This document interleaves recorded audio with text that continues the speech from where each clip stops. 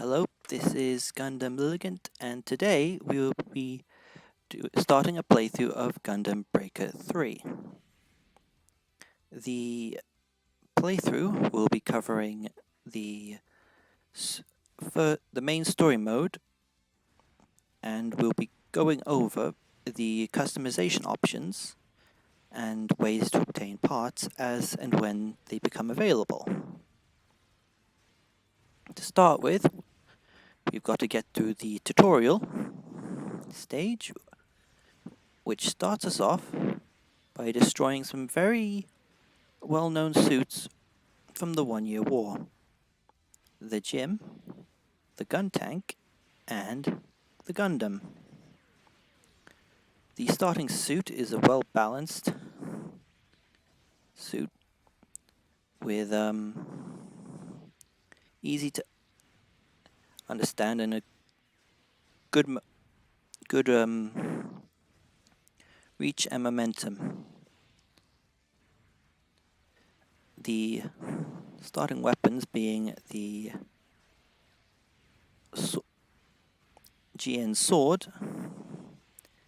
and the machine gun.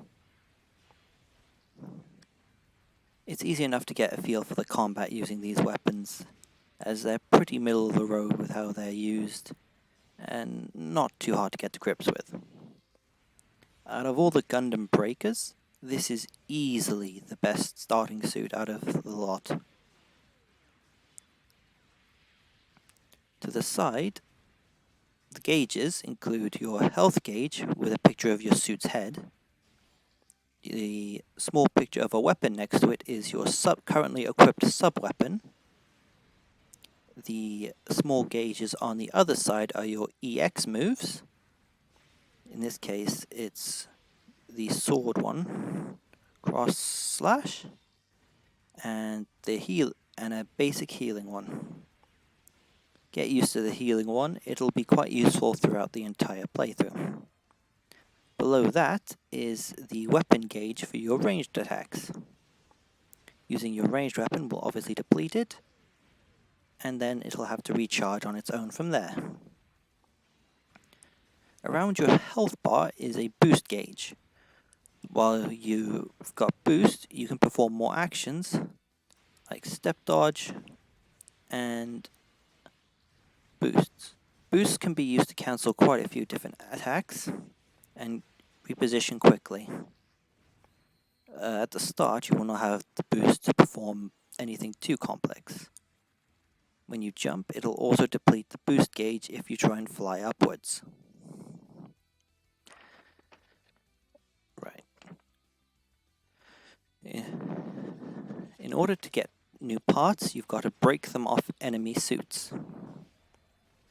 Though in this game, that'll just make them drop.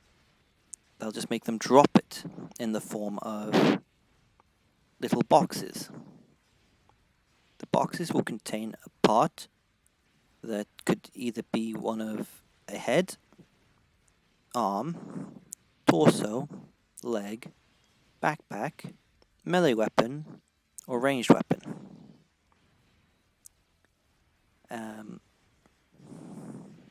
You'll find it easier to get arm parts than anything else, though. The other drop they have is at the moment is low quality plastics. These can be used to level up your suit's parts later, but we'll cover that when it becomes available.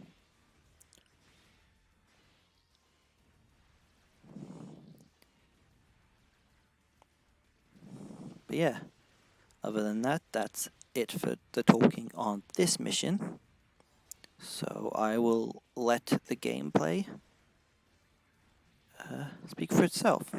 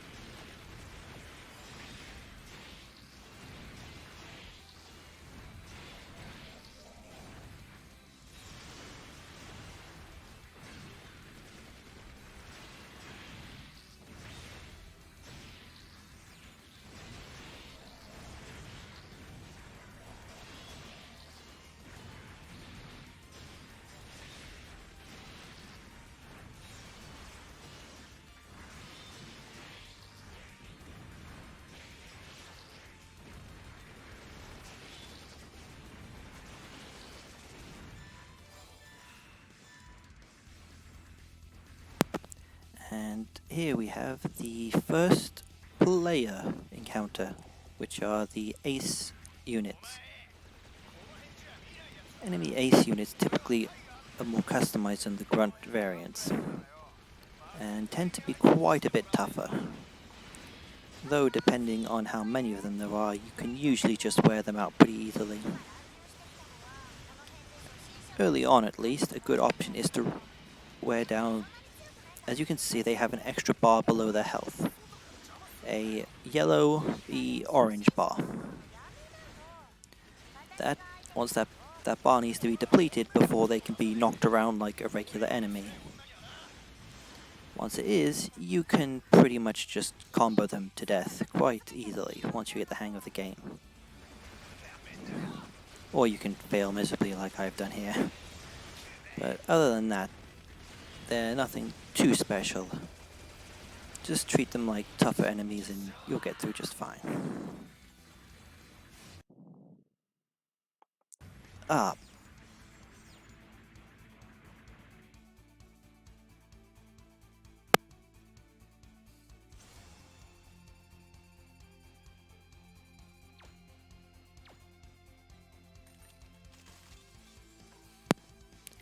Alright, here we have the obtained parts. From the first mission you can expect to not receive too much stuff. But using this, we'll be creating and customizing the first mobile suit. Once I've skipped the cutscene, of course.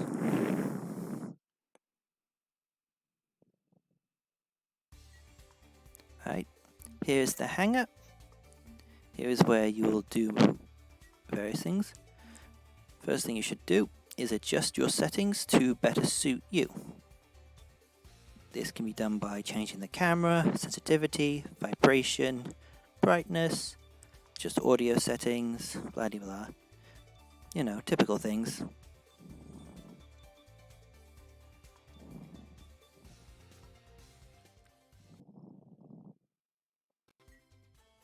Alright, here's where the meat of the game is. Here you can customize your suits and adjust them to your liking. For the demonstration, we're going to equip some of the stuff we've got, including arms from the Zuda, a different new sword,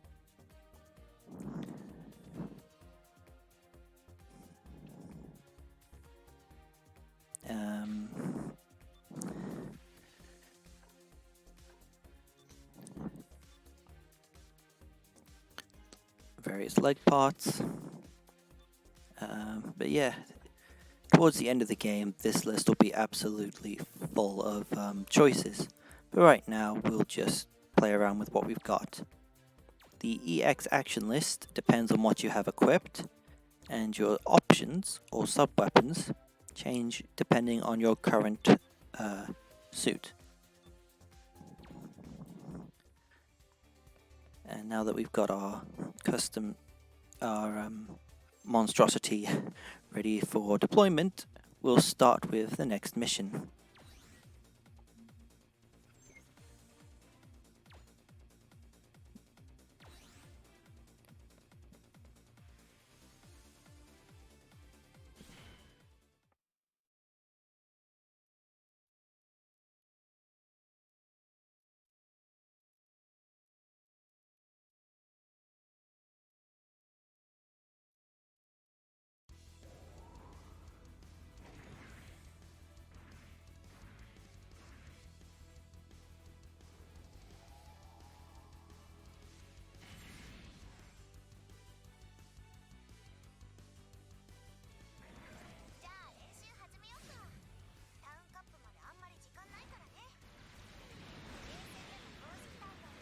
Now, at this point, you'll notice that the enemies are actually capable of dealing damage to you. The damage is still quite low, but it's something to keep it.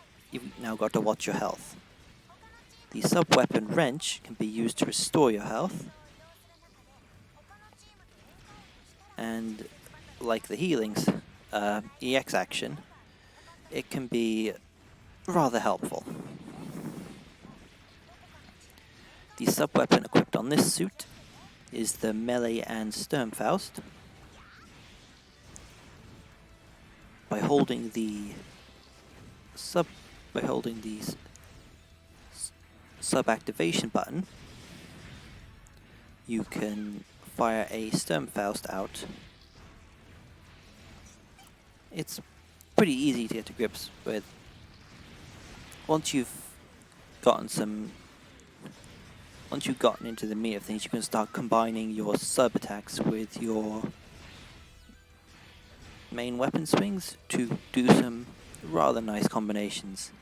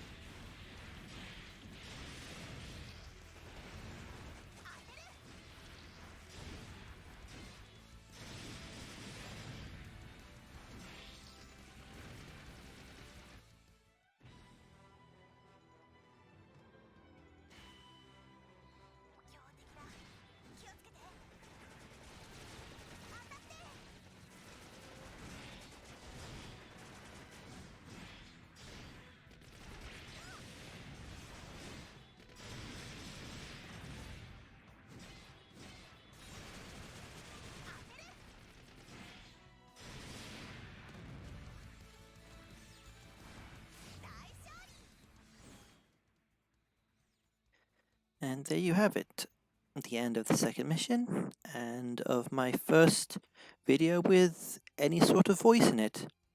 I hope it wasn't too bad, and stay tuned for more on the playthrough.